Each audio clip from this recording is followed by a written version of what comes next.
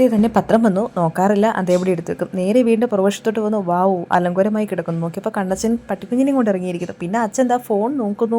Breakfast നോക്കിയപ്പോൾ ദോശയും ചട്നിയും, പതിവ് പോലത്തെ ബ്രേക്ക്ഫാസ്റ്റ്. പിന്നെ കുറച്ച് നേരം ടി വി കണ്ടിരുന്നേ, അമ്പലത്തിലൊക്കെ പോയി ഞാനും അമ്മയും കൂടെ ആയിരുന്നു കേട്ടോ.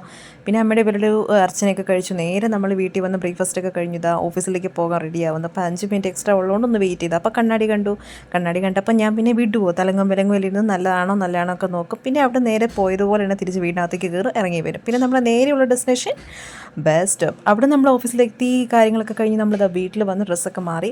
പിന്നെ ഒരു കേക്ക് കട്ടിങ് ഉണ്ടായിരുന്നു. നമ്മളൊരു 7 ആ ഒരു സമയത്താണ് പൊതുവേ ഇവിടെ കേക്ക് കട്ട് ചെയ്യാറുള്ളത്. അപ്പോൾ ഒരു ചെറിയ കേക്കാണ് മേടിച്ചേക്കുന്നത്. കാരണം ഇവിടെ ഷുഗർ ഡേറ്റ് എടുക്കുന്ന പല ആൾക്കാരും ഉണ്ട്, ഈവൻ ഞാനും. അപ്പം ഷുഗർ ഡേറ്റ് ആയതുകൊണ്ട് തന്നെ ഒരു ചെറിയ കേക്കായിരുന്നു മേടിച്ചിരുന്നത്, ബ്ലാക്ക് ഫോറസ്റ്റിൻ്റെ. അപ്പോൾ അത് നമ്മൾ കേക്ക് കട്ടിങ് ഒക്കെ ആയിട്ട് നമ്മൾ അങ്ങോട്ടും ഇങ്ങോട്ടും ഒക്കെ വായി വെച്ചൊക്കെ കൊടുത്തു. ഇതൊക്കെ ഒരു സന്തോഷമല്ലേ.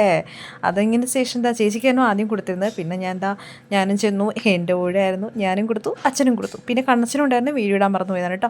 പിന്നെ എന്താ നമ്മൾ അതിൻ്റെ ഇടയ്ക്ക് കുറച്ച് ഫോട്ടോസും വീഡിയോസൊക്കെ എടുക്കുമായിരുന്നു. അപ്പോൾ അങ്ങോട്ടും ഇങ്ങോട്ടുമൊക്കെ തലങ്ങും വിലങ്ങും ഓരോന്നൊക്കെ പറഞ്ഞും കാണിച്ചും ചിരിച്ചും കളിച്ചും ഒക്കെ അങ്ങനെ ഇരുന്ന് ആ ഒരു ദിവസം അങ്ങ് വളരെയധികം മനോഹരമാക്കിയ ദിവസം.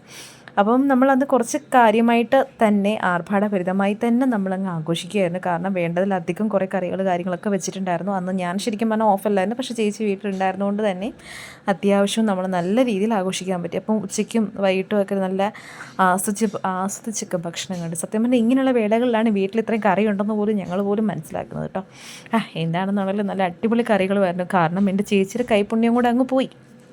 ഇടയ്ക്ക് വല്ലപ്പോഴും അടുക്കളയിൽ കയറുന്ന ആളുടെ കയ്യിൽ നിന്ന് പെട്ടെന്ന് കോയിൻസിഡൻ്റലി കിട്ടുമ്പോഴേക്കുള്ളൊരു സന്തോഷവും ഒരു പ്രത്യേക സ്വാദുമില്ലേ, ആ ഒരു സ്വാദ് ആ ഒരു ദിവസം ഞാൻ കണ്ടു.